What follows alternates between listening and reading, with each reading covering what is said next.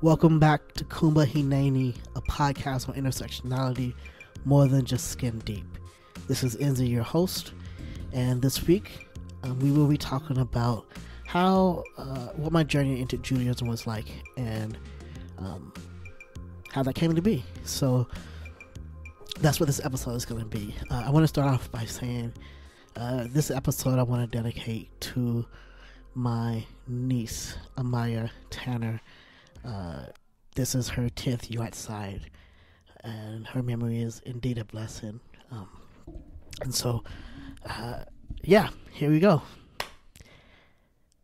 So, I often ask people, what is it that they would like to hear or learn or know about me? And in one of the groups I asked this, someone asked they would love to hear what made me choose Judaism, or I would say, why did Judaism choose me, or however we look at it. And so I want to share this. It's been about a little bit over 10 years since I first went to a million at Shotikva, which is my current congregation. And really, up until that time, there's lots of stuff happening. I was in the process of ordination as a minister in the United Church of Christ, and that had its own struggles with it. And I was also doing preaching, and at that time, I was also preaching. And so shortly after that, I'll get to that piece. But the way I typically tell the story is I was speaking or preaching at a Black Pride service.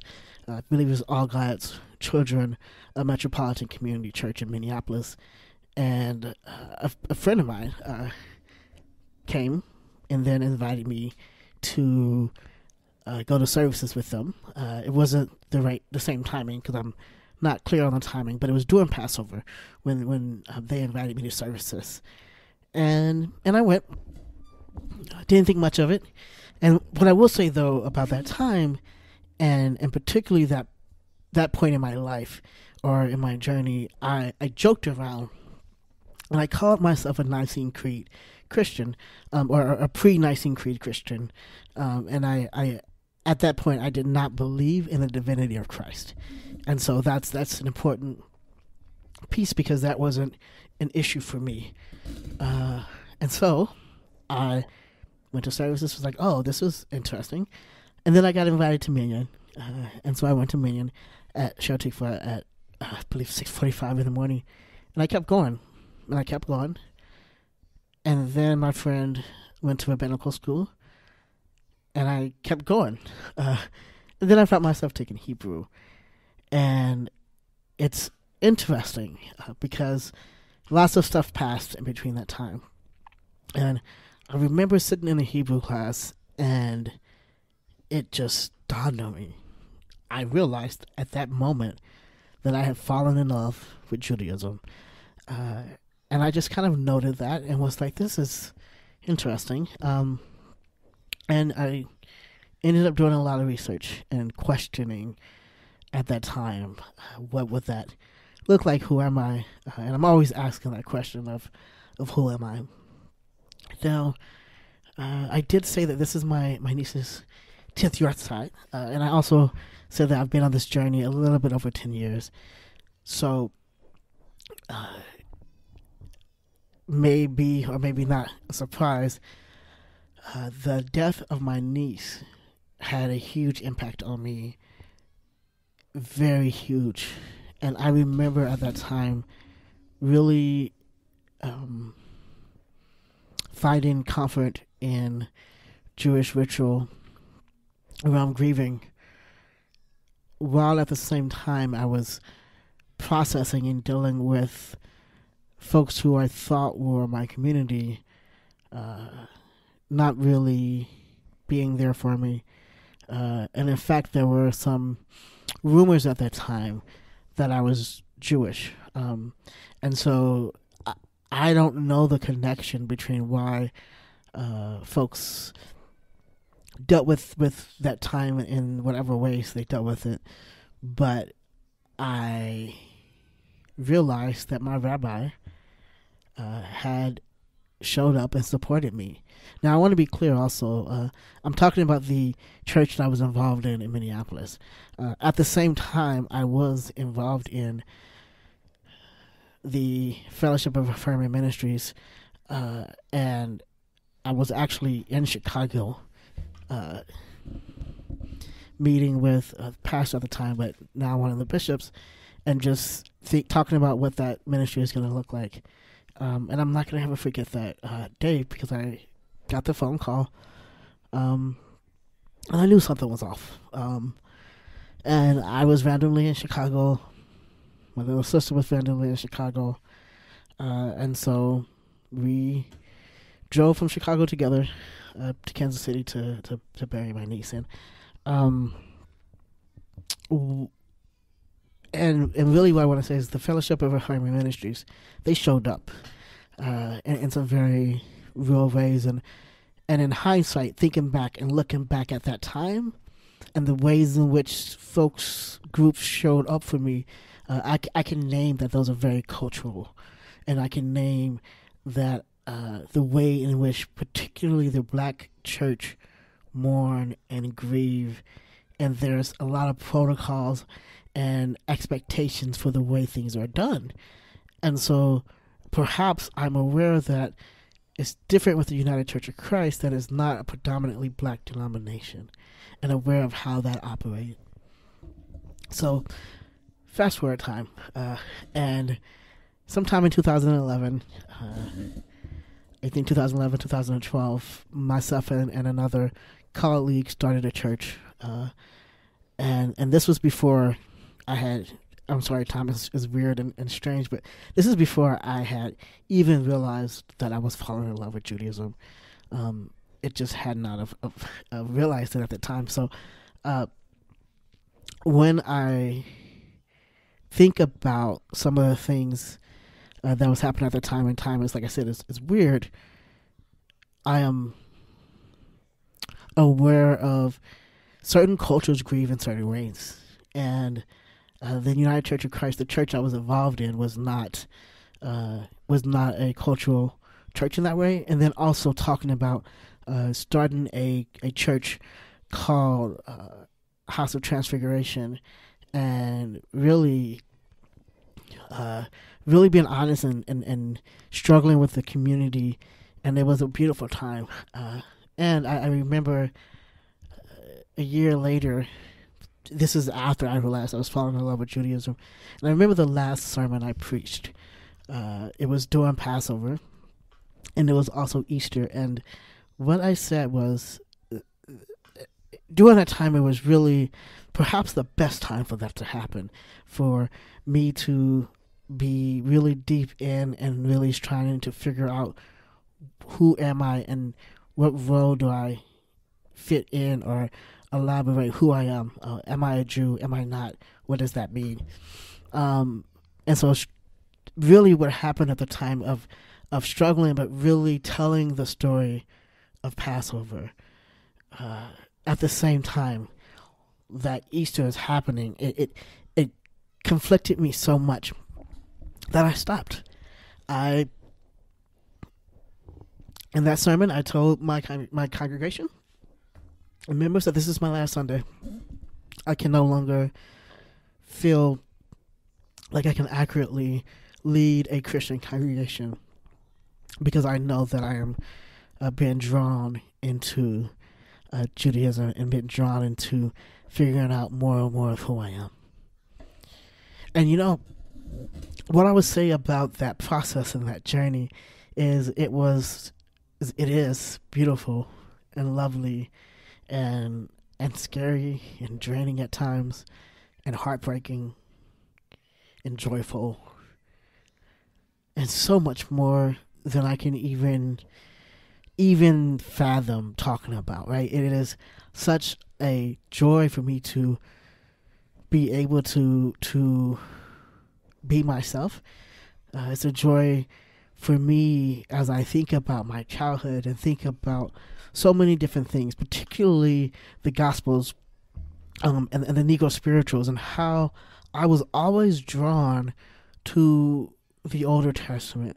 I was always drawn to the Negro spirituals that didn't talk about Jesus. It talked about Adonai, right? And for me, as I began to realize how drawn I was to that, but realizing for the longest time it was always Adonai that I've always wanted to figure out what it meant to really serve them. And here I am today speaking with you about this journey that I've been on for the last 10, 11 years, and really questioning constantly who I am. How do I live in this reality? And so the question, what brought me to Judaism, or how I chose Judaism, I will say that Judaism chose me. It just sort of happened. I just started to go to Dominion and hadn't realized that I was falling in love. And it is a beautiful thing. And I'm aware that my experience is maybe a little different than other people. I did not... I have no clue why I went on the path I went. And I developed and continue to develop relationships and friendships with people that have really just allowed me to expand my understanding of the world. And more so, but understanding and expanding my understanding of self and of how we live and operate in the world, what that looks like, and really, really being able to embrace what that means. So, what I want to say is this feels like I've always been me. And in fact, it's odd at times when I look back and realize how many people I've felt like I've been in my life. But what I do know as well is the one time in my life that feels right, or I can say it's well with my soul as I live my life as a Jew, and whatever that means, as my understanding and concepts of Adonai continue to shift, and as I dig deeper and deeper in understanding the roots of who I am as a descendant of enslaved Africans. I constantly struggle and wrestle with how do I honor all of who I am, all of my ancestors, spiritual, generationally, relational, whatever that ancestors mean, and really would say, I suppose, whether it's when talking about myself as an autistic or as a Jew or as a trans person or whoever I am, ultimately what I want to say is I have always been moving to becoming that person. I've always been reaching and trying to figure out who I am. And each time I'm getting closer and closer to that.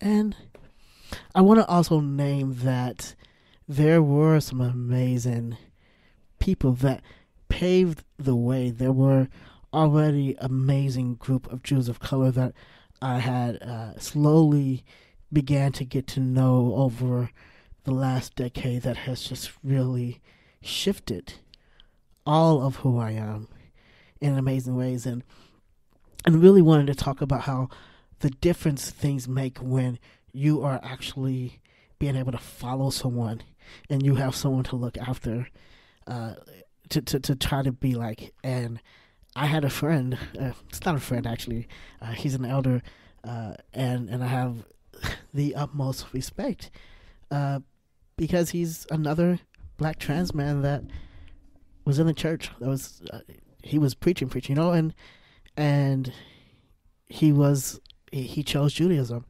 and for me, it allowed me to realize, I realized that if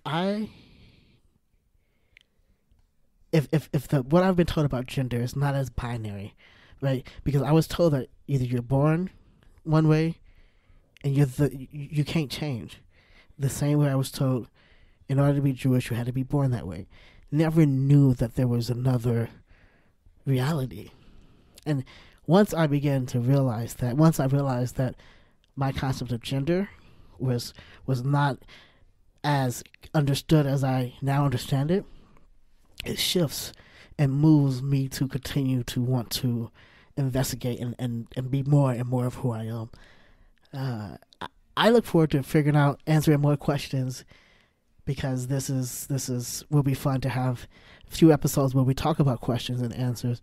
But really, for me, my life has, like I said, has transformed and has opened up in ways that I could have never imagined, and really understanding how my values have shifted as I move into who I am and the person that Adonai has called us to be. So I thank you all for listening to this episode. Again, this is Kumba Hineni, a podcast on intersectionality, more than just skin deep. This is Enzi. Talk to y'all next time. Kumba Hineni, a podcast on intersectionality, more than just skin deep, is a part of the Jew Folk Podcast Network, a product of Jew Folk Inc. You can email the show at podcast@tcjewfolk.com. For more information, go to tcjewfolk.com/podcast.